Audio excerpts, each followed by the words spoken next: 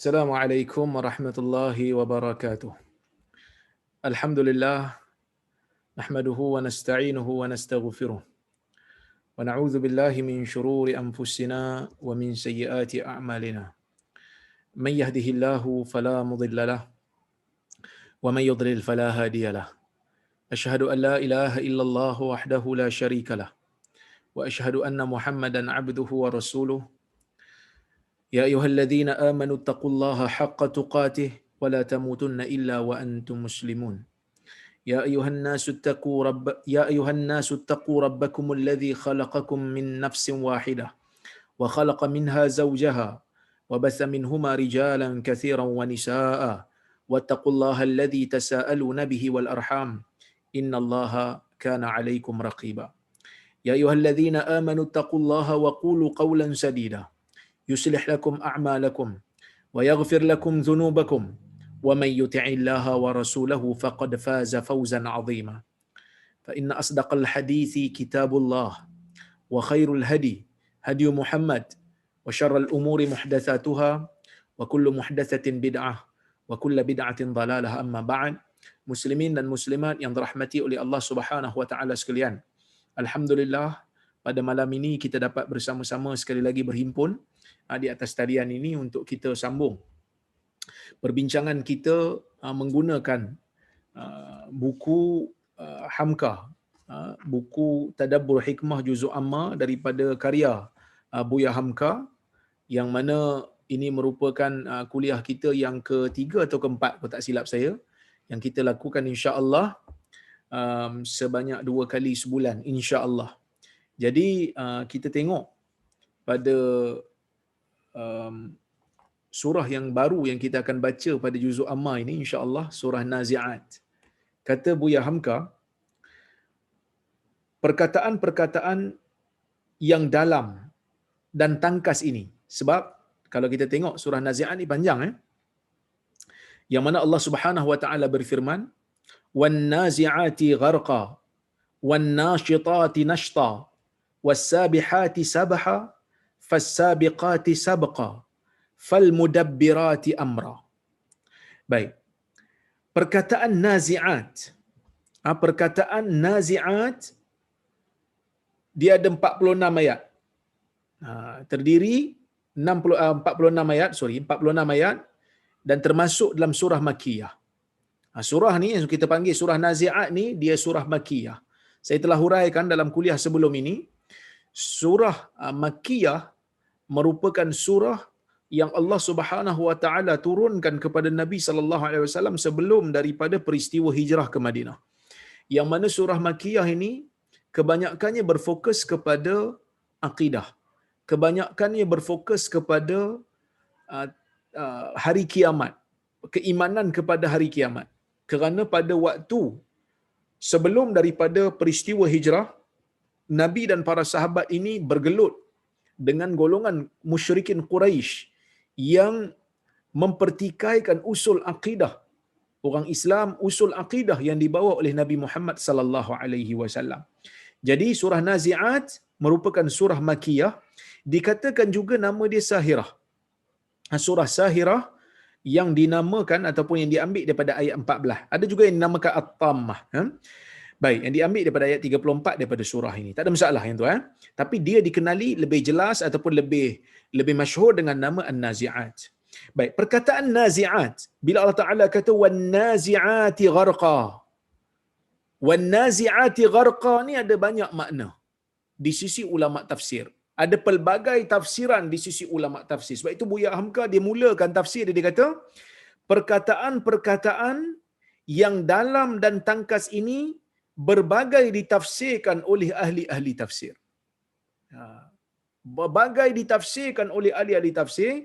Jangankan tafsir-tafsir lama, sedangkan tafsir Indonesia yang dikarang di zaman kita ini pun berbeza menafsirkannya. Maksudnya, kalau kita tengok dalam tafsir-tafsir ulama yang silam, tafsir ulama-ulama Arab yang dulu-dulu, mereka berbeza pendapat tentang maksud An-Nazi'at. Masuk juga, kalau kita masuk tafsir-tafsir ulama Indonesia di zaman Buya Hamka, pun juga berbeza pendapat tentangnya. Ya, apa yang dimaksudkan dengan an-nazi'at? Baik. Menurut pilihan masing-masing, dia kata di zaman kita ini pun berbeza menafsirkannya menurut pilihan masing-masing, menurut dasar yang diyakini. Hasan dalam Al-Furqannya mengertikan ayat-ayat ini ialah dari hal keadaan bintang-bintang di langit. Ada orang yang mentafsirkan maksud nazi'at ialah bintang-bintang. Bintang yang bergerak laju. Bintang yang bergerak laju. Itu maksud nazi'at. Menurut sebahagian ulama tafsir. Dia kata sebab itu ayat yang pertama beliau ertikan, perhatikanlah bintang-bintang yang beralih dengan cepat. Ini tafsir Al-Furqan. Pengarang dia mengatakan maksud nazi'at bintang yang berjalan dengan pantas. Bintang yang berjalan dengan cepat. Yang kita semua tahu tuan-tuan dan puan-puan rahmati Allah sekalian, di dalam semesta kita ni semua bergerak. Planet-planet, bintang-bintang ni bergerak. Sebab itu kalau kita tengok di dalam Al-Quran, ya, dia ada satu ayat. Allah Subhanahu Wa Taala memberikan kita isyarat.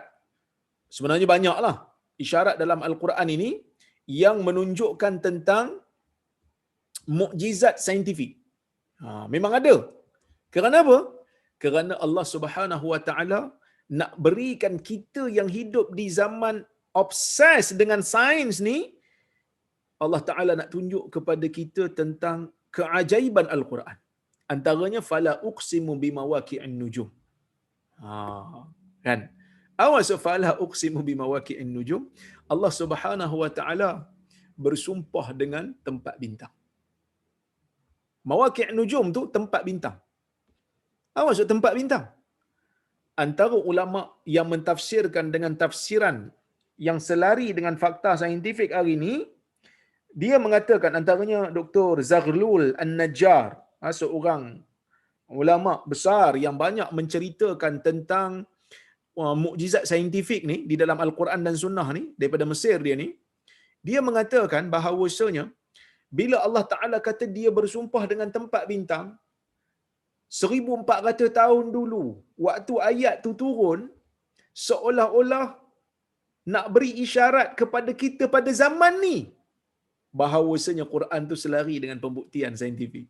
Kerana bintang yang kita tengok hari ni tuan-tuan dan puan-puan, kalau tengok bintang di langit, kalau kita tengok hari ni punya bintang, dia ada cahaya bintang. Dan cahaya tu sebenarnya bintang tu dah tak ada dah kat situ. Kalau kita tengok bintang malam ni, katalah tempat kita cerah, dekat Tanjung Malim ni hujan. Kan? Petang tadi hujan, mungkin awan banyak je tak nampak bintang. Tapi kalau kita langit kita cerah, kita tengok bintang, bintang yang kita tengok pada malam ini sebenarnya bintang tu dah tak ada dah kat situ. Yang kita nampak cuma cahayanya yang baru sampai kat kita kerana bintang terlalu jauh daripada tempat kita. Jadi cahaya mengambil masa yang lama untuk sampai pada kita. Jadi ini merupakan isyarat tentang mukjizat saintifik. Quran yang diturunkan kepada Nabi SAW, seorang yang tidak pernah menelaah kitab-kitab ahli kitab sebelum ini. Seorang yang tidak boleh membaca pun. Seorang yang buta huruf. Tiba-tiba bawa satu ayat yang hanya diketahui pemahamannya dengan sebenar pada zaman di mana sains telah berlaku secara pesat, iaitu pada zaman moden kita hari ini. Baru kita faham, oh kenapa? Sebenarnya zaman dulu pun faham juga. Tapi kenapa bersumpah dengan tempat bintang? Rupanya sebab kita tak nampak bintang tu dah. Tak nampak bintang tu secara langsung. Kita nampak cahayanya yang baru sampai. Bintang tu mungkin dah mati dah. Bintang tu mungkin dah bergerak pergi ke tempat yang lain. Okey, baik. Zainuddin Hamidi dan Fakhruddin mengertikannya demi yang mencabut dengan keras. Demi yang mencabut dengan keras. Maksud Tuhan bersumpah. Dalam ayat ni bila Tuhan kata wan nazi'ati gharqa. Ya. Demi, maksudnya Tuhan bersumpah dengan nazi'at. Okey. Kita sedang berbahas tentang maksud nazi'at. Nazi'at ni apa maksudnya? Ada yang mentafsirkan dengan bintang. Ada yang mentafsirkan dengan sesuatu yang mencabut dengan keras.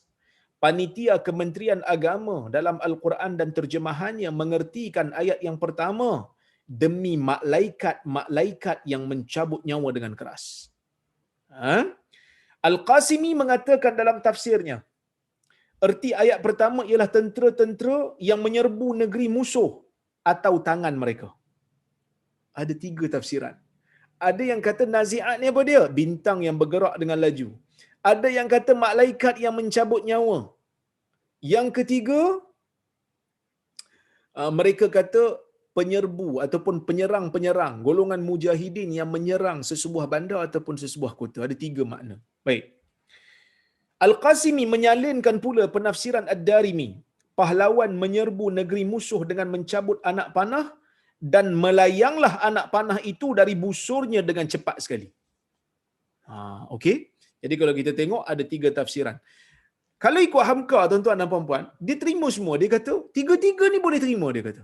Boleh jadi maksud ni, boleh jadi maksud ni, boleh jadi maksud ni. Boleh jadi kesemuanya sekali. Tetapi majoriti ulama kata, ayat ni Allah Ta'ala bersumpah dengan malaikat yang mencabut nyawa dengan rentapan yang kuat. Kerana kita tahu, tuan-tuan, malaikat yang mencabut nyawa ni, kalau dia cabut nyawa orang yang kafir, dia akan cabut dengan rentap yang kuat. Kalau dia cabut nyawa orang Islam, orang yang beriman, dia akan cabut dengan lembut. Seperti Nabi SAW membayangkan seperti air yang keluar daripada mulut bekahai. Dia keluar slow je, dia keluar smooth je, dia keluar dengan licin, dengan lancar. Tapi kalau orang yang kafir, orang yang jahat, dia rentap. Dalam, kalau kita tengok dalam Musnad Ahmad, hadis daripada Bara' bin Azib, Nabi ceritakan keadaan bagaimana orang kafir, orang jahat yang nyawanya bila nyawanya nak dicabut oleh malaikat maut, siap roh dia lari lagi, bersembunyi dalam jasad kerana takut, tapi direntak. Nabi SAW mengisyaratkan seperti mana besi yang bergerigi direntap daripada bulu yang basah, maksudnya susah nak direntap keluar. Susah tapi direntap juga. Itulah maksudnya, itulah keadaannya orang yang nak dicabut nyawa bagi orang-orang yang jahat, orang-orang yang kafir. Tafsir-tafsir demikian bukan sejak sekarang sahaja. Memang telah ditafsirkan oleh masing-masing ahli tafsir menurut ke mana condong keyakinan mereka. Menurut Ibnu Katsir ni seorang ulama tafsir dan juga ulama hadis. Dia kata apa? Ibnu Mas'ud, Ibnu Abbas, yang mana keduanya daripada sahabat Rasulullah, Masruq, Sa'id bin Jubair, Abu Saleh, Ad-Duha dan As-Suddi menafsirkan bahawa yang dimaksudkan pada ayat ini ialah malaikat yang mencabut nyawa anak Adam jika datang waktunya.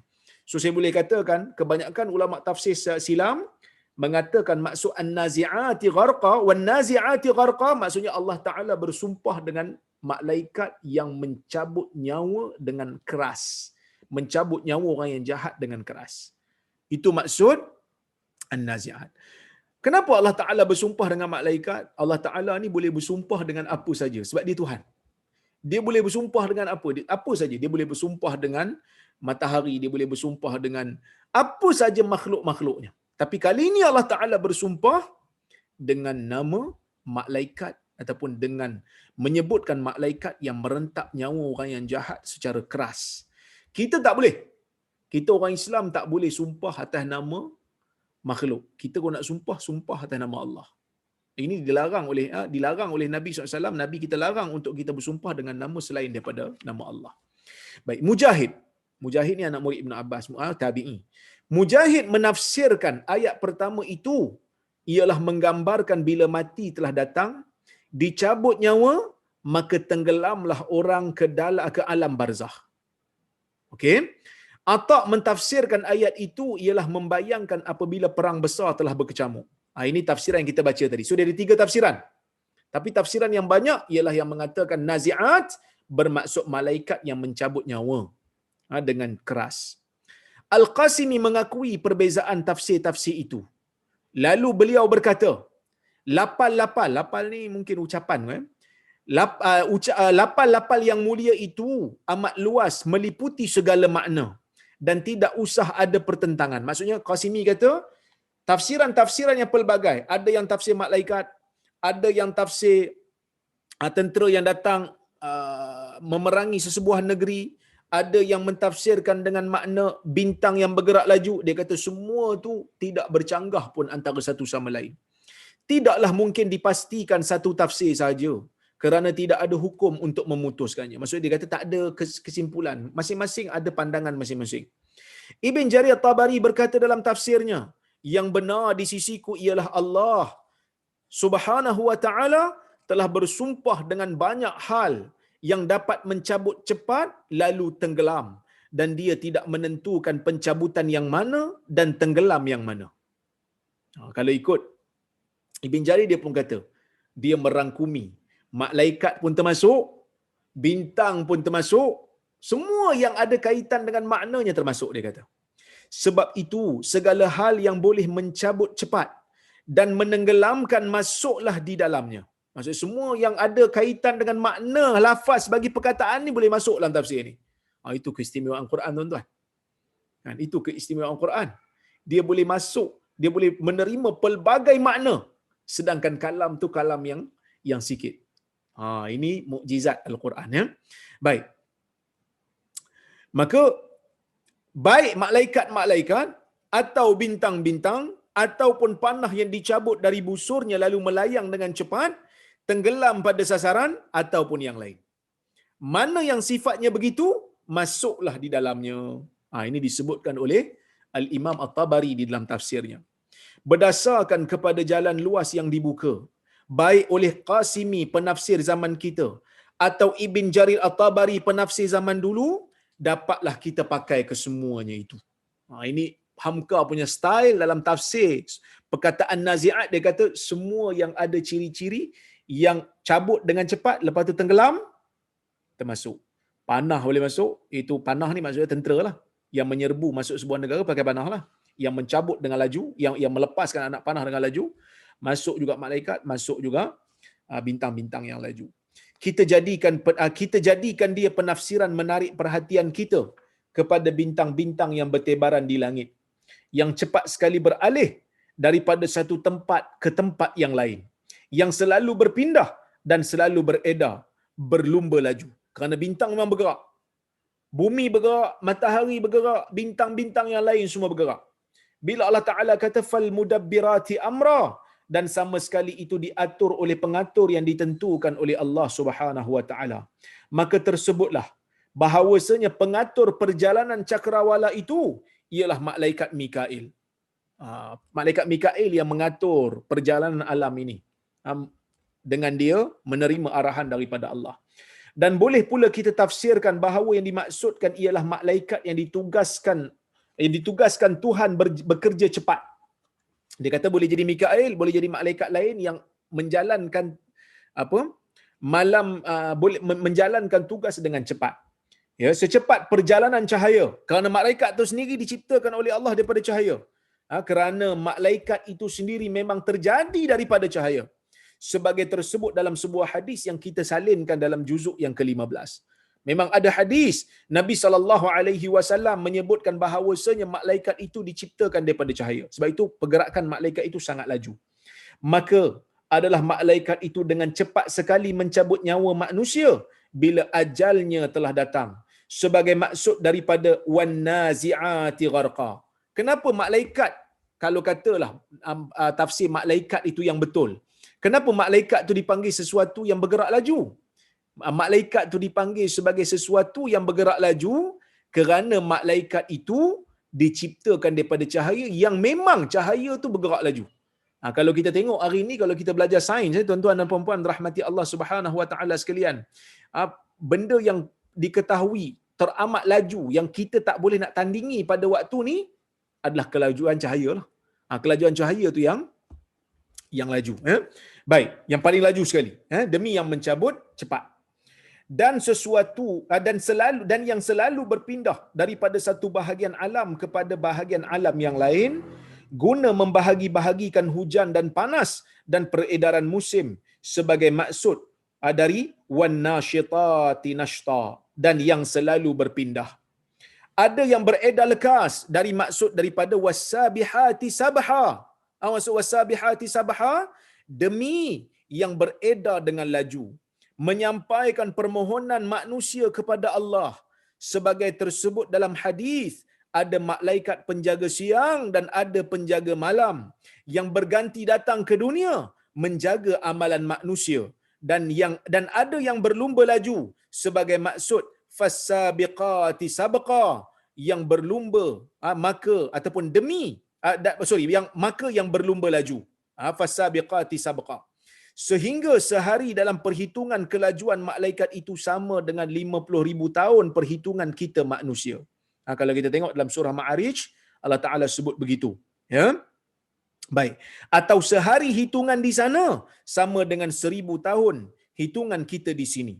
Dan ada yang mengatur perjalanan itu menusuk garis yang ditentukan Allah sebagai maksud daripada fal mudabbirati amra, maka yang mengatur pemerintah. Baik, iaitu malaikat Mikail. Semuanya ini diambil menjadi sumpah oleh Allah Subhanahu Wa Taala. Allah Taala bersumpah dengan nama-nama ni, dengan benda-benda ni, iaitu dengan malaikat yang agung. Semuanya ini diambil menjadi sumpah oleh Allah. Artinya agar kita perhatikan, guna untuk menambah iman. Untuk apa menambah iman? Ya? Untuk apa menambah iman ni? Kerana kalaulah malaikat yang berkelajuannya laju, yang besar dengan sayap yang pelbagai, yang dicipta oleh Allah, yang taat, boleh taat kepada Allah, ataupun kalau kita maksudkan bintang yang begitu besar, bintang yang boleh menyala begitu lama tanpa memerlukan apa-apa cas daripada kita. Kita kalau pasang lampu perlu elektrik. Kalau nak pasang, kalau elektrik tak ada, perlu api pembakar untuk membakar, perlu minyak, perlu bateri. Allah Azza wa Jal menjadikan bintang itu bercahaya dan bintang itu tidak berhenti bercahaya. Kalau bintang ini dengan kebesarannya, fizikalnya boleh tunduk kepada Allah, malaikat boleh tunduk kepada Allah, manusia juga sama. Apakah lagi alasan yang ada pada manusia untuk tidak beriman dan tunduk kepada Allah Azza wa Jal? Ini merupakan satu benda yang kita kena tadabbur, kita kena fikir. Diri kita yang kerdil, diri kita yang kecil, nak dibandingkan dengan bintang-bintang yang besar, nak dibandingkan dengan malaikat yang begitu agung ciptaannya, yang begitu besar ciptaannya, jauh kita kecil. Maka tak perlulah kita ni untuk bangga diri, untuk sombong, untuk tidak tunduk kepada Allah Subhanahu Wa Taala. Maka sebab itu kata Buya Hamka, kalau tafsirnya itu ialah bintang, maka insaflah kita bahawa di atas dari bumi tempat kita berdiam ini ada lagi bintang-bintang yang lebih besar daripada bumi, dan sangat cepat peredarannya semuanya tunduk kepada ketentuan Allah, dan ada yang diperintah Tuhan untuk mengaturnya. Bintang yang besar taat pada Allah. Apa alasan kita yang kecil untuk tak taat kepada Allah? Apa alasan kita yang kecil untuk takabur pada Allah? Dia macam inilah. Kita hari ni kita tengok, kita dekat saya kat Tanjung Malim. Saya kat Tanjung Malim, nampaklah saya ni. Kalau kita hidup sama kita, nampak saya ni besarlah. Kita naik atas sikit. Naik atas sikit, nampaklah Mukim Hulu Bernam Timur. Nampaklah saya kecil je. Bila kita tengok daripada atas. Naik atas lagi, nampak daerah Mualim. Tak nampaklah saya. Naik atas lagi, nampak negeri Perak. Dah tak nampak dah saya. Naik atas lagi, nampak Semenanjung Malaysia. Lagi dah tak nampak. Naik atas lagi, nampak Malaysia semua sekali dengan Borneo. Naik atas lagi, nampak Asia Tenggara. Naik atas lagi, nampak Asia. Naik atas lagi, nampak bumi. Naik atas lagi, bumi pun tak nampak dah. Maka mana Rozaimi tu? Yang kononnya besar sangat tu. Yang kononnya sombong sangat tu. Yang kononnya bangga diri sangat tu. Yang kononnya hebat sangat tu. Mana dia? Tak nampak lah tuan-tuan. Jadi kita ni tak besar mana pun. Maka sebab itu tak perlulah untuk kita sombong, Tak perlu untuk kita besar diri, tak perlu untuk kita bangga diri. Kerana kita ni adalah makhluk yang sangat kecil, yang sangat kerdil. Kalau kita tengok semut tu kecil, kita ni daripada matahari entah berapa banyak, mungkin tak nampak kecil lagi daripada semut. Kalau kita tengok daripada matahari lah. Kan? Jadi, kecil sangat. Kalau yang dimaksud itu ialah malaikat, agar insaflah kita bahawa di samping yang jelas kelihatan di mata ini, ada lagi makhluk-makhluk lain sebagai tentera Tuhan, dan tidak seorang pun yang tahu berapa jumlah dan di mana bersembunyi tentera-tentera Allah itu. Ini satu benda lah. Maksudnya, kalau maksudnya bintang, kita kena akur. Bintang besar pun boleh tunduk pada Allah. Tapi kalau maksudnya malaikat, ialah malaikat pun besar juga. Kalau kita tengok dalam hadis, Nabi SAW kata, Jibril kalau dia turun, kalau Jibril ni turun ke dunia, tutup habis ufuk bumi ni. Tu Jibril lah. Tu satu, dia pun taat pada Allah walaupun dia besar. Dan dia tu kita tak nampak. Kita duk jangka, kita kalau nak lawan dengan tentera yang kita tak nampak, kita takut tu. Sebab kita tak nampak dia. Tentera Allah memang tak dapat dilihat dengan mata kita. Allah Ta'ala hantar malaikat-malaikat. Allah Subhanahu Wa Ta'ala hantar malaikat sebagai tentera-tentera Allah, menjalankan segala arahan Allah. Jadi sebab itu kita tak ada pilihan melainkan kita kena kembali beriman kepada Allah. Kerana kekuasaan Allah Ta'ala ini melebihi berkali-kali, beribu-ribu, berjuta kali ganda daripada kemampuan yang kita ada. Sebab itu tuan-tuan, manusia ni kecil sangatlah. Sebab itu kita pelik kalau ada di kalangan manusia yang masih lagi nak merasa sombong. Tak layak pun manusia ni nak sombong. Allah Ta'ala haramkan kesombongan ke atas manusia. Kerana manusia ni tak boleh untuk sombong pun. Tak layak untuk sombong. Kesombongan itu adalah hanya untuk Allah Azza wa Jalla. Allah aja yang boleh bersifat takabur. Kerana itu layak untuk Allah. Kita manusia yang sangat kerdil, yang sangat kecil, nak lawan dengan malaikat pun kita tak mampu. Malaikat pun kita tak mampu nak tengok. Usah kata malaikat yang kita tak mampu nak tengok. Hari ni kita tengok apa pun, kita tengok atas bantuan mata yang Allah Ta'ala bagi kat kita secara percuma. Kita dapat tengok satu benda apabila ada cahaya yang Allah Ta'ala berikan kita pakai secara percuma. Jadi tuan-tuan, di manakah yang kita kata kita berhak dan layak untuk sombong? Di manakah yang kita rasa kita ni mampu untuk mengatakan aku tak perlu kepada Allah, aku tak perlu lagi arahan Allah? Tak ada ruang tuan-tuan. Kita kena kembali semula kepada Allah, laksanakan tuntutan Allah, terus menjadi hamba yang taat kepada Allah. Kemudian Allah Subhanahu wa taala sambung ayat, yauma tarjufur rajifah tatba'uha ar-radifah qulubun yawma idzin wajifah absaruha khashi'ah yaquluna inna lamarduduna fil hafirah a idza kunna idhaman nakhirah qalu tilka idzan karratun khasirah fa innama hiya zajratun wahidah fa idzahum bisahirah. Ini ayat yang ke-6 sehingga ayat yang ke-14. Daripada bersumpah dengan nazi'at, dengan benda-benda yang lafaz-lafaz saya sebutkan tadi, Allah Ta'ala mengubah ayat. Allah Ta'ala menyambung ayat dengan fokus yang berbeza pula. Allah Ta'ala kata apa? Yauma tarjufur rajifah. Di hari akan bergoncang sesuatu yang bergoncang. Benda yang bergoncang akan terus bergoncang. Yang mana saya telah bacakan sebelum ini. Bagaimana Allah Ta'ala gambarkan bila berlakunya kiamat, akan berlaku goncangan yang kuat sehingga kan ibu yang menyusukan anak akan lupa anak dia. Sehingga kan orang yang mengandung akan keguguran, akan bersalin terus. Orang jadi mabuk, bukan kerana mabuk minum arak, tetapi kerana azab Allah yang sangat pedih. Ini Allah Ta'ala cerita di dalam Al-Quran dalam ayat yang pertama surah Al-Hajj. Allah Ta'ala cerita. Ya, gegaran yang akan berlaku di hari kiamat itu sangat dahsyat. Allah Taala kata, pada hari itu nanti akan bergoncang dengan goncangan yang sangat kuat. Kata Buya Hamka, akan bergoncang sesuatu yang bergoncang, iaitu bumi tempat kita hidup ini.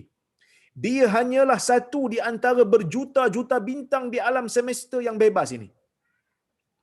Kita hari ini kalau tengok peristiwa gempa bumi. Peristiwa gempa bumi ini menakutkan. Kerana benda bergoncang, macam-macam boleh runtuh. Dan kita mengharapkan goncangan itu akan berhenti supaya kita dapat selamat. Tapi hari kiamat, tuan-tuan, tak ada yang akan berhenti. Semua akan mati semua. Semua akan mati belaka. Cuba bayangkan. Goncangan yang tidak berhenti melainkan kita akan mati. Cuba bayangkan. Dahsyatnya pada hari itu, goncangan yang akan berlaku. Bukan hanya seperti gempa bumi yang bangunan saja akan roboh. Bukan setakat kereta yang akan tenggelam. Akan berterbangan bukit-bukit.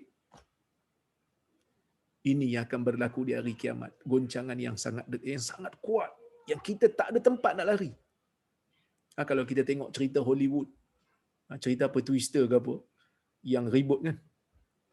Boleh ambil kereta, boleh lari pergi tempat yang aman. Boleh lari pergi tempat yang selamat. Goncangan yang berlaku di hari kiamat. Di mana kita nak lari? Semua tempat goncang. Lari pergi sini bergoncang, lagi pergi sana bergoncang. Allah Subhanahu wa taala memberikan kita satu peringatan supaya manusia rasa takut tentang hari di mana Allah Taala akan hancurkan dunia ini, supaya mereka ini terus menjadi insaf. Bagi mereka yang pernah buat dosa sebelum ni, cepat-cepat untuk taubat kepada Allah. Bagi mereka yang ada melakukan kesilapan, melakukan penderhakaan kepada Allah, kembali pada Tuhan segera, minta ampun. Bagi mereka yang ada kesalahan dengan manusia, minta halal sekarang, sebelum datangnya satu keadaan di mana kita terpaksa berhadapan di hadapan Allah nanti untuk menguruskan dosa-dosa kita. Jadi sebab itu tuan-tuan, ini sangat-sangat menakutkan. Dipandang dari segi alam semesta, goncangan bumi itu hanya satu soal kecil belaka. Tetapi bagi kita yang hidup dalam kegoncangan itu nanti adalah maut. Kita akan mati. Kita akan mati dalam goncangan itu. Tapi mujurlah orang beriman ni, kalau dalam jiwanya ada walaupun sedikit iman, dia akan mati. Dia akan mati seperti mana dalam hadis-hadis Nabi SAW, Allah Ta'ala akan hantar angin untuk mati. Tapi maksudnya goncangan ni akan berlaku. Tatba'uha ar-radifah, diikuti pula oleh iringannya. Maksudnya goncangan tu akan berlaku, digoncangkan lagi, digoncang. Goncangan akan diiringi dengan goncangan. Artinya sesudah goncangan hebat yang pertama, akan datang lagi goncangan kedua yang lebih dahsyat. Allahu Akbar. Tuan-tuan, ini satu benda yang sangat menakutkan, yang sepatutnya menimbulkan perasaan takut. Soal keimanan kepada akhirat, keimanan kepada kehancuran dunia akan menjadikan manusia rasa takut, dan ketakutan itulah yang akhirnya akan menimbulkan kesedaran untuk mengamalkan ataupun untuk menjadi orang yang saleh. Kita tak ada tempat nak lari. Sebab itu dalam masa kita nak doa tidur pun, di antara doa tidur yang diriwayatkan oleh Al-Bara' bin Azib daripada Nabi SAW, Nabi ajar dia doa. Di antara lafaz doa dia, la malja'a wa la manja minka illa ilaik. Di antara doa tu, Nabi SAW ajar Bara' bin Azib untuk baca, la malja'a wa la manja minka illa ilaik. Tidak ada tempat untuk berlindung, tidak ada tempat untuk selamat, melainkan kena kembali kepada Allah Subhanahu wa taala. Tak ada tempat nak selamat. Goncangan berlaku, lepas goncangan berlaku lagi goncangan yang lebih dahsyat daripada yang sebelumnya. Maka ini menimbulkan ketakutan. Menurut suatu tafsir dari Ibn Abbas, kegoncangan berlaku ataupun kegoncangan dua kali itu ialah permulaan kehancuran bumi dengan datangnya kiamat kubra itu. Tetapi menurut satu hadis yang diriwayatkan oleh Imam Tirmizi, goncangan yang pertama ialah maut yang telah datang, goncangan yang kedua ialah apabila permulaan pertanyaan di kubur. Ada juga yang mengatakan goncangan itu, ya, ada juga yang mengatakan goncangan pertama itu maut, goncangan kedua apa yang berlaku dalam kubur. Ini khilaf dalam tafsiran, tapi kedua-duanya tidak ada percanggahan, boleh berlaku. Boleh menerima tafsiran yang pelbagai. Tapi kalau kita tengok dalam ni lebih kepada kiamat. Baik. Kemudian, sebab ayat-ayat selepas itu menunjukkan kepada kiamat. Allah Ta'ala kata, Qulubun yawma idzin wajifah. Jiwa, jantung pada hari itu akan bergoncang. Akan menjadi takut, akan berdebar-debar. Ya, manusia kan? Tengok benda bergoncang, tak berhenti-berhenti bergoncang, lagi dahsyat goncangan, maka takut. Kan? Takut. Ya. Absaruha khashi'ah. Pandangannya akan tunduk ke bawah. Macam mana dia sombong dalam dunia. Bila berlaku goncangan, dia akan takut. Dan masa tu dia akan sedar diri dia. Masa tu baru dia tahu, dia adalah manusia yang tidak ada apa-apa kekuatan. Masa tu baru dia tahu, aku ni manusia kecil je. Aku ni tak ada kuasa apa pun. Nak halang angin pun aku tak mampu. Nak berhentikan goncangan pun aku tak mampu. Aku hanyalah manusia yang mengharapkan Allah Azza wa Jal untuk menyelamatkan diri aku. Itulah hakikat manusia, tuan-tuan. Usah kata Allah Ta'ala hantar angin. Allah Ta'ala hantar virus yang kita tak nampak ni pun, semua pakat duduk dalam rumah belaka. Hari ni Masya Allah ramai. Kita ada hampir 400 orang, 399 orang dalam bilik kuliah. Sebab apa? Sebab semua pakai MCO belaka. Kan? Semua duduk dalam rumah belaka. PKP. Allah Ta'ala hantar satu makhluk yang kita tak nampak. Pening habis. Daripada Perdana Menteri pening, sampai Menteri MITI pun pening, kita pun pening. Sebab apa? Sebab Allah Ta'ala hantar satu benda yang kita tak nampak. Allah Ta'ala hantar satu benda yang kita tak nampak dan kita rasa susah hati. Bayangkan goncangan itu berlaku. Pandangan manusia, sombong macam mana pun dia, takabur macam mana pun dia, rasa berkuasa macam mana pun dia dalam dunia ni, akan tunduk. Kata Buya Hamka, hati berdebar lantaran takut dan ngeri memikirkan persoalan yang akan dihadapi setelah meninggalkan hidup yang sekarang. Takut. Takut dengan goncangan satu hal. Takut ni lepas ni apa pula Tuhan ni nak tanya aku. Kita akan pergi ke satu daerah yang tak ada lawyer akan mewakili kita. Hari ni mungkin dalam dunia, buat salah dalam dunia, kita panggil lawyer yang hebat. Kita panggil lawyer-lawyer yang hebat. Kita panggil, orang kata apa? Peguam-peguam boleh wakili kita. Untuk cakap depan hakim, kita menjadi wakil. Tapi bila pergi ke padang mahsyar, ma minkum min ahadin illa sayukallimuhu rabbuhu yaumal qiyamah. Laisa bainahu wa bainallahi tarjuman. Tidak ada, Nabi SAW bersabda dalam hadis riwayat Muslim. Nabi kata, tidak ada di antara kamu melainkan semuanya akan Tuhan dia akan bercakap dengan dia direct. Tidak ada kita panggil apa, juru bahasa yang menterjemahkan bahasa kita bercakap tu dengan Allah Azza wa Jalla. Begitu hebat tuan-tuan. Ini menakutkan. Kegelisahan mengingat dosa-dosa yang telah lampau. Penglihatan tertunduk ke bawah kerana sesal yang tidak berkeputusan. Umur sudah habis, buat kembali ke zaman yang lampau tidak dapat lagi. Nak kembali kepada yang lampau tak ada dah. Tak boleh nak ghostan dah. Tak boleh nak reverse dah. Tak boleh nak ulang balik dah. Sebab apa? Sebab semua tu dah berakhir. Kita akan bertemu dengan Tuhan. Ya, kita dah bertemu dengan Tuhan. Kita akan bertemu dengan Tuhan membawa segala amalan kita.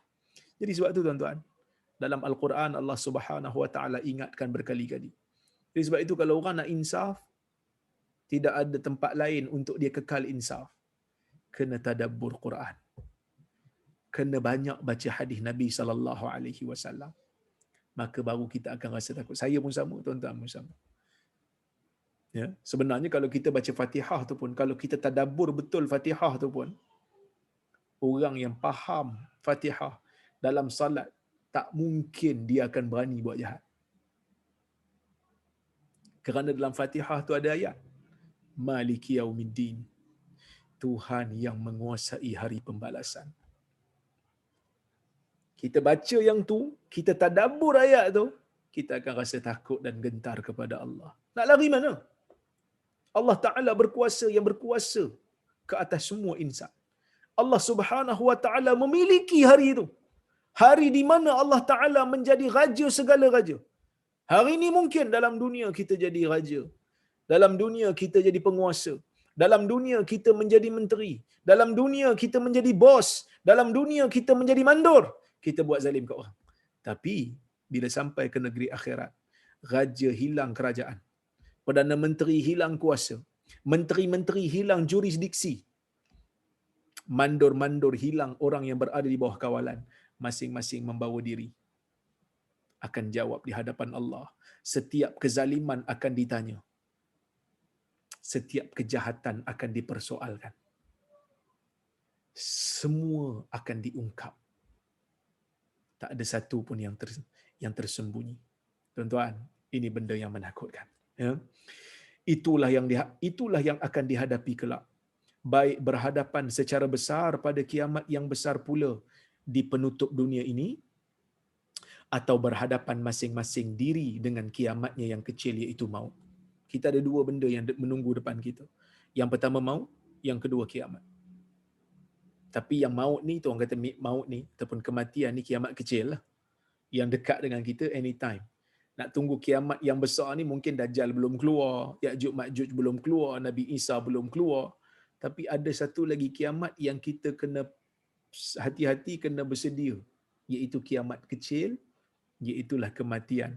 Yang mana tak semestinya kita hanya get ready untuk kiamat. Get ready juga untuk kiamat kecil. Ini pun termasuk dalam kiamat kecil. Sebab itu hadis Tirmizi tadi tu dia mengatakan maut. Kerana maut juga adalah salah satu daripada kiamat yang akan berlaku pada individu. Sebab itu dalam hadis Nabi SAW pernah ditanya oleh satu rombongan. Orang tu dia berumur, dia tanya Nabi. Dia kata, mata sa'ah, bila kiamat? Ya, bila kiamat? Maka Nabi SAW tengok orang yang sebaya dengan Anas yang muda sikit pada masa itu. Dia kata, in ya'ish hadha falam yudrikhul haram hatta ja'akum ataupun hatta ja'akum sa'atukum. Atau maqal Nabi kata, kalau budak ni hidup, dia tak akan capai umur tua melainkan kiamat kamu akan berlaku pada kamu. Kiamat kamu akan berlaku. Maksudnya apa? Maksudnya kalau budak ni tua, kalau budak ni hidup lama, tak sampai dia mati, tak sampai dia tua lagi, kamu akan mati. Kiamat kamu adalah kiamat kecil. Itu yang lebih dekat. Maka kiamat besar pun kita kena ready, kena ambil pengajaran, kena rasa takut. Kiamat kecil pun kita kena get ready. Semua tidaklah dapat dielakkan. Tak ada siapa boleh elak. Sama ada dia orang besar, orang kecil, dia akan mati. Tetapi orang yang tidak mahu percaya, yang menyangka bahawa hidup hanya hingga kini sahaja. Ada orang dia percaya hidup ni dunia aja. Ala relax lah ustaz. Hidup kan sekali, kita kena enjoy. Kita kata yang hidup sekali ni bukan manusia lah kot. Yang hidup sekali ni lembu lah kot. Yang kena hidup sekali ni bukan manusia. Kerana manusia, dia hidup lebih daripada sekali. Lepas dia mati, dia nak hidup lagi dalam kubur. Lepas dalam kubur, dia nak hidup lagi di mahsyar. Lepas tu dia akan hidup di syurga ataupun di neraka. Na'udzubillah. Tak ada siapa yang hidup sekali di kalangan manusia. Dia hidup lebih daripada sekali. Yang hidup sekali ni mungkin mana kata lembu lah tu. Kau lembu ke? Bukan. Manusia. Maksudnya kau hidup lebih daripada sekali. Bahkan ada manusia yang hidup di alam barzahnya lebih lama daripada hidup dalam dunia. Ada di kalangan manusia yang Allah Ta'ala bagi umur kat dia 63 tahun. Ada manusia yang Allah Ta'ala bagi umur kat dia 40 tahun. Ada manusia yang Allah Ta'ala bagi umur kat dia 70 tahun. Tapi bila dia mati, dia hidup di alam barzakh. Dia hidup di alam barzakh mungkin 100 tahun. Mungkin 200 tahun. Dia hidup di alam barzakh lebih lama daripada hidup dalam dunia. Jadi kita kena get ready dengan satu alam, iaitu alam barzakh depan kita, yang kita hidup lebih lama daripada kita hidup dalam dunia ni. Mungkin kehidupan itu lebih lama. Jadi sebab itu tuan-tuan, kita tengoklah Imam Nawawi umpamanya. Imam Nawawi umur 45 tahun lebih kurang hidup dalam dunia. Betul meninggal. Dia meninggal 676 Hijrah. Sekarang 1400 berapa dah? Saya pun lupa dah. Kan? Sekarang apa? Oh, saya pun lupa dah. 1440 something. Berapa ratus tahun dah dia meninggal? 1442. Betul, terima kasih. Berapa tahun dah dia meninggal? 800 tahun. Hampir 800 tahun. Dia hidup dalam dunia 45 tahun. Tapi sebab dia telah menggunakan umur 45 tahun itu dengan baik sekali, menulis kitab yang menjadi rujukan yang besar untuk umat, dengan hadis 40-nya, dengan Riyadhus Salihinnya, dengan Al-Majmu'-nya, dengan Raudatul Talibinnya, maka kita yakin dan percaya dalam negeri alam barzah dia mendapat nikmat yang sangat hebat di sisi Allah, insya-Allah. Kita juga kena berfikiran begitu. Hidup tak lama. Allah Ta'ala bagi mungkin hidup kita ni 30 tahun, 40 tahun, 50 tahun. Tambah waktu-waktu COVID ni kita pun takut. Entah panjang umur ke tidak. Kan? Ada orang kena terus meninggal. Kita takut. Kita kena fikir. Agak-agak apa yang aku rasa ada amalan aku yang boleh membanggakan aku bila ditanya oleh malaikat dalam kubur nanti. Apakah agak-agak amalan yang boleh kita rasa selamatkan kita bila kita ni berhadapan dengan Allah di padang mahsyar nanti? Kita nak pergi temuduga. Nak pergi temuduga nak dapat kerja dunia. Macam-macam ready ni, takut panel temuduga tanya benda yang kita tak dijawab. Kita get ready supaya boleh jawab. Temuduga. Tapi temuduga dengan Allah di mahsyar. Macam mana tuan-tuan? Agak-agak boleh jawab? Tak payah jawab. Kita jawab sendiri. Kita jawab sendirilah kerana kita punya amalan. Kita je yang tahu.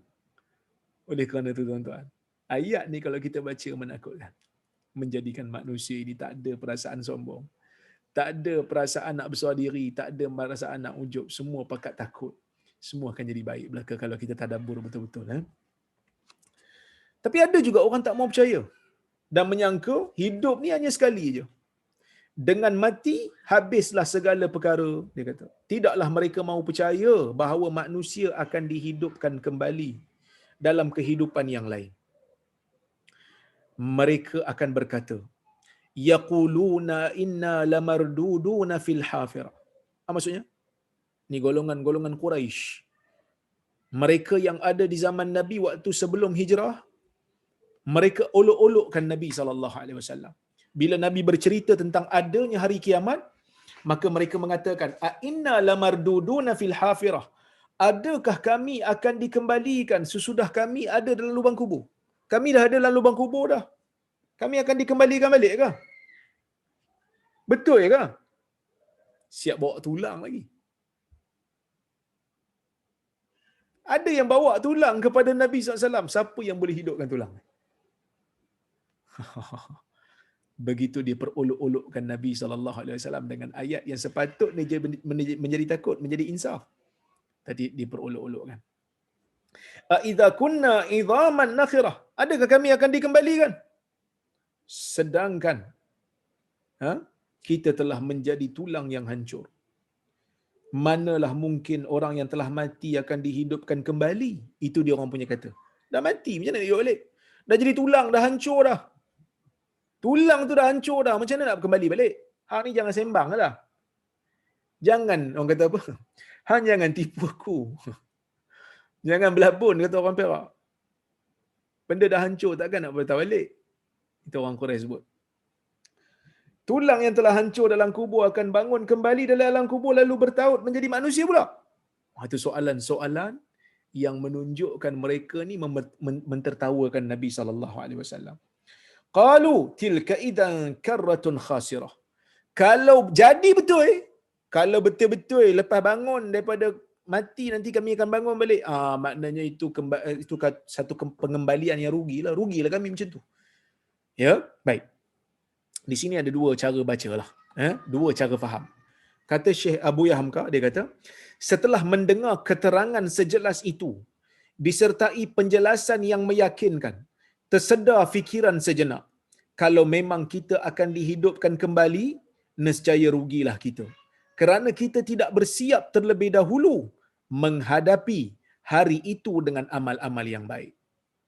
Maksudnya, ada yang faham ayat ni bila disebut dalam ayat yang ke-12 ni, dia kata, qalu, mereka, yakni golongan yang tak percaya asalnya dengan kiamat, mereka kata, tilka idzan karratun khasirah.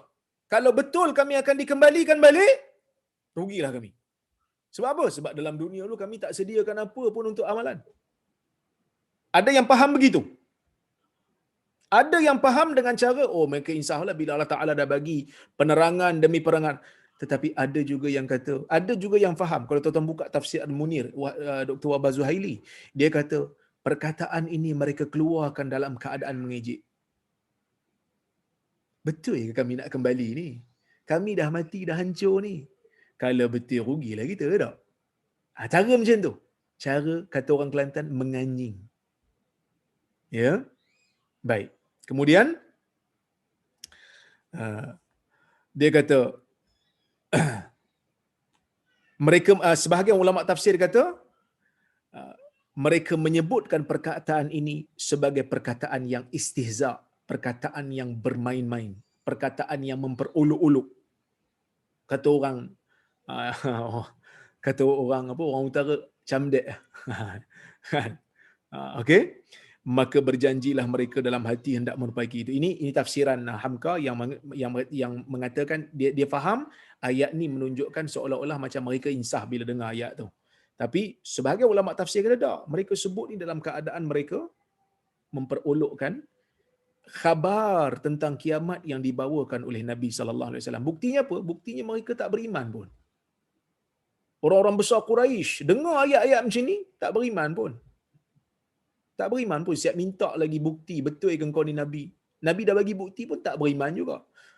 Suruh Nabi SAW halau orang-orang yang lemah daripada majlis-majlis Nabi. Sehingga Allah Subhanahu Wa Taala tak benarkan Nabi untuk menghalau orang-orang yang bersama dengan Nabi daripada kalangan orang miskin. Mereka bukan sebenarnya nak beriman, tetapi mereka memperolokkan Nabi sallallahu alaihi wasallam. Ya. Baik. Fa inna ma hiya zajratun wahidah. Sesungguhnya hal itu hanya sekali pekik. Sebab tu saya kata, sebenarnya mereka sebut dalam keadaan istihza. Mereka sebut dalam keadaan memperolok. Sebab Tuhan kata, fa inna ma hiya zajratun wahidah. Mereka tak percaya lagi. Tuhan kata, hang tak percaya, sekali pekik je boleh jadi.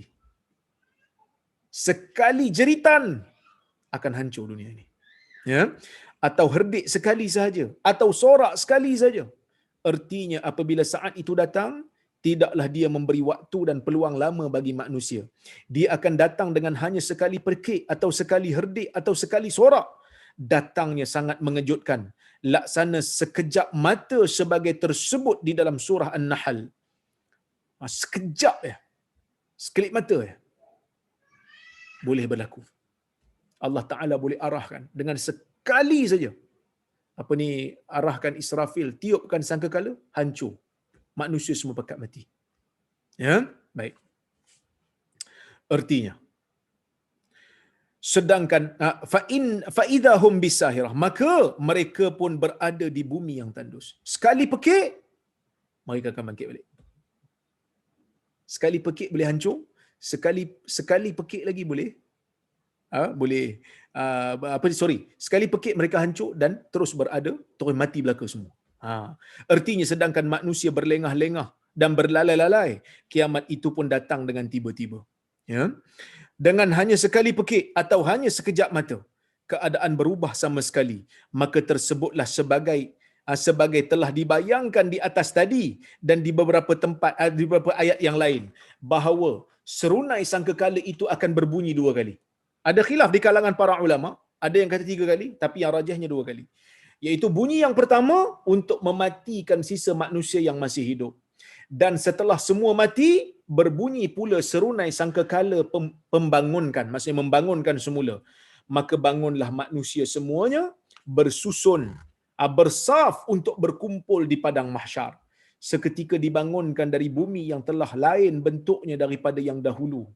Bumi yang telah hancur, bumi yang telah lebur, yang telah tandus. Hanya sampai sekian terlebih dahulu ehwal kiamat atau ehwal maut itu digambarkan dalam surah ini. Kemudian Allah Subhanahu wa taala ubah kepada cerita Nabi Musa. So, ayat lepas ni Allah Taala nak cerita kisah Nabi Musa dengan Firaun. Jadi tuan-tuan dan puan-puan rahmati Allah Subhanahu wa taala sekalian.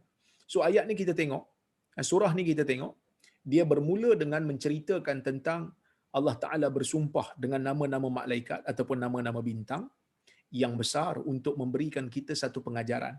Kalau bintang boleh beriman, kalau bintang boleh taat dan patuh kepada arahan Allah sedangkan dia itu lebih besar jisimnya daripada kita, maka kita pun tak ada pilihan melainkan kita tak boleh takabur. Itu pertama.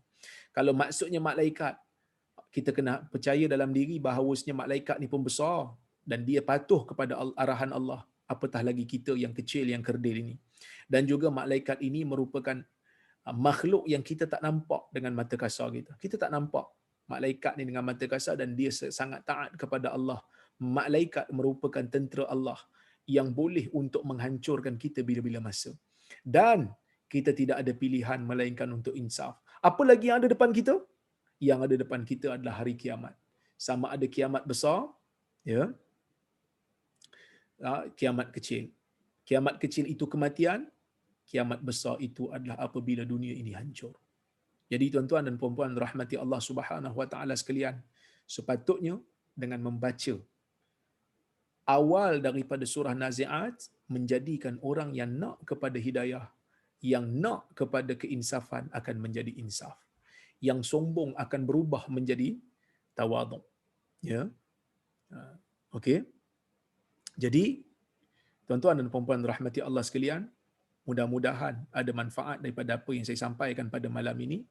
Insya-Allah kita akan sambung semula pengajian kita berkaitan dengan ya,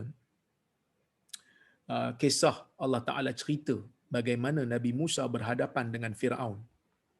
Sebelum-sebelum ni, ayat sebelum ni kita dah tengok dah cerita tentang kiamat apa semua.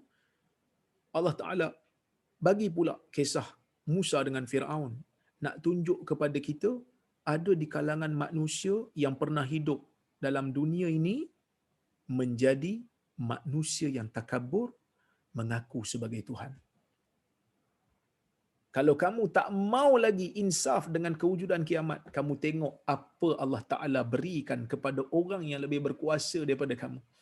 Iaitu dia pernah berkuasa di kerajaan yang besar, yang memberikan nikmat, iaitulah kerajaan Mesir yang menguasai sungai Nil, yang mana lembah itu merupakan lembah yang subur, yang mempunyai kekayaan, yang mempunyai kuasa, yang mempunyai kekuatan tentera yang sangat besar. Allah Ta'ala cerita kepada kita supaya kita yang tak ada kekuasaan sebesar Firaun ni jadi insaf balik.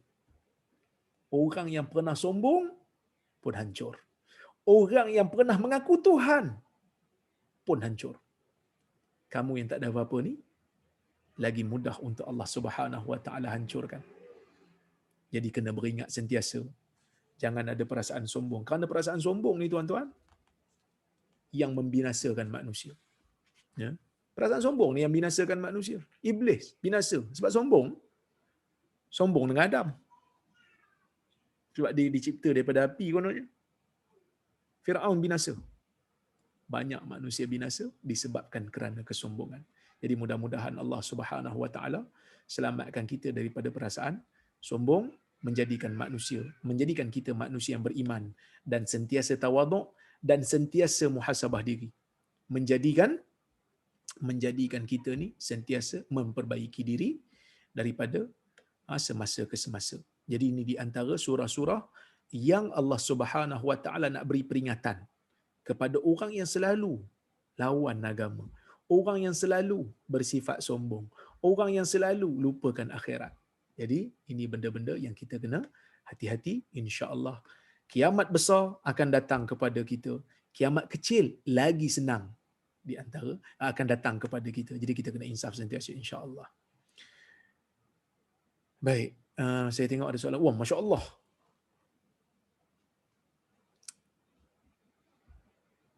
ada lebih pada Prof, satu Prof, soalan ni. Prof jawab 2 soalan lah. Prof pilih lepas tu jawab 2 soalan. Ramai sungguh ni. Okey, saya tengok kalau ada soalan.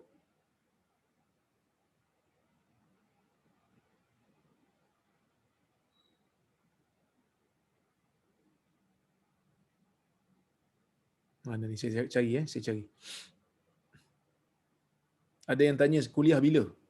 InsyaAllah Saya dah Sabtu jawab. pertama dan Sabtu ketiga tuan-tuan dan puan-puan. Datin sebut Sabtu pertama dan ketiga. Ada satu daripada 1M Abu Zahra pukul 10.22. Pergi cari dari masa. Sekejap. Nampak tak? Banyak sangat soalan.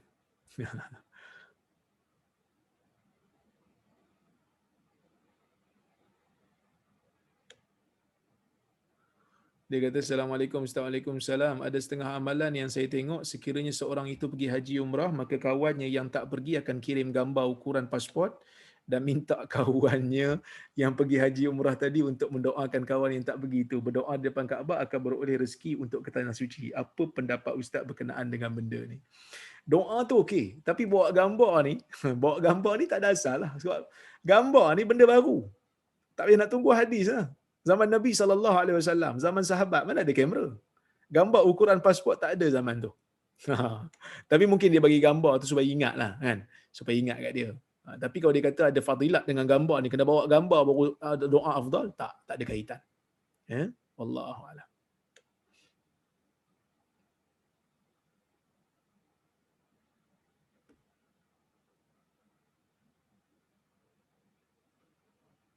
Assalamualaikum, Waalaikumsalam. Saya selalu ikut kuliah Ustaz di YouTube dan sebagainya. Saya sayang Ustaz kerana Allah. Ahabbakallah. Moga Allah sayang saudara.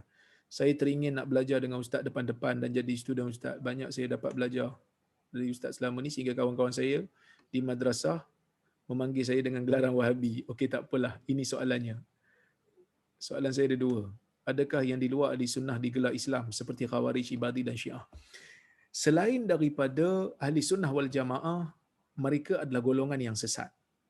Sebab dalam hadis Nabi SAW hanya menjamin golongan ahli sunnah saja yang berada di atas jalan Nabi dan para sahabat. Ma'ana alaihi wa ashabi. Jalan yang aku dan sahabatku berada di atasnya, itulah jalan ahli sunnah wal jamaah. Berpegang kepada Al-Quran dan sunnah Nabi SAW mengikut kepahaman para salaf.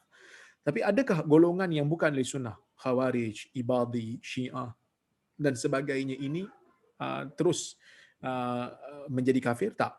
Kita kena tengok kes by kes. Tetapi mereka sesat. Semua yang bukan ahli sunnah sesat, tetapi bukan semua yang sesat itu kafir. Ada yang kafir, ada yang tidak kafir. Tapi tengoklah tahap kesesatan mereka tu macam mana. Ya.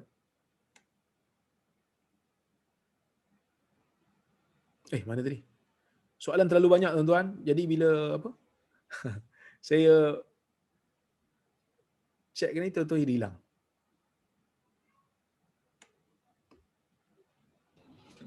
Assalamualaikum warahmatullahi wabarakatuh. Last saya ambil soalan last sebelum kita berhenti hari ni. Benarkah semasa berlaku goncangan cuma ada manusia yang kafir, orang beriman telah dimatikan awal? Begitu yang disebut di dalam zahir hadis, yang mana sebelum daripada berlakunya kiamat akan keluar angin, yang mana angin tu akan datang daripada arah Syam, yang mana semua orang yang beriman, yang ada iman di dalam jiwanya walaupun kecil, walaupun sebesar zarah, bila hidu angin tu akan meninggal dunia. InsyaAllah. Jadi insyaAllah kita jumpa pada minggu yang akan datang, 2 minggu lagi. Terima kasih kepada Datin Aliyah, kepada Hajah Hili, kepada semua tim Tafakuh yang menganjurkan kuliah pada malam ini. Alhamdulillah. Terima kasih banyak. Saya minta maaf kalau terkasar bahasa tersilap kata. Minta maaf soalan banyak tak dapat nak jawab. Banyak sangat ni. InsyaAllah kita jumpa pada lain masa. Aqulu qawli hadha wa astaghfirullahal azim li wa lakum. Assalamualaikum warahmatullahi wabarakatuh. Waalaikumsalam warahmatullahi wabarakatuh. Terima kasih Prof. Terima kasih jemaah-jemaah semua. InsyaAllah kita jumpa di minggu ketiga. InsyaAllah. InsyaAllah. Terima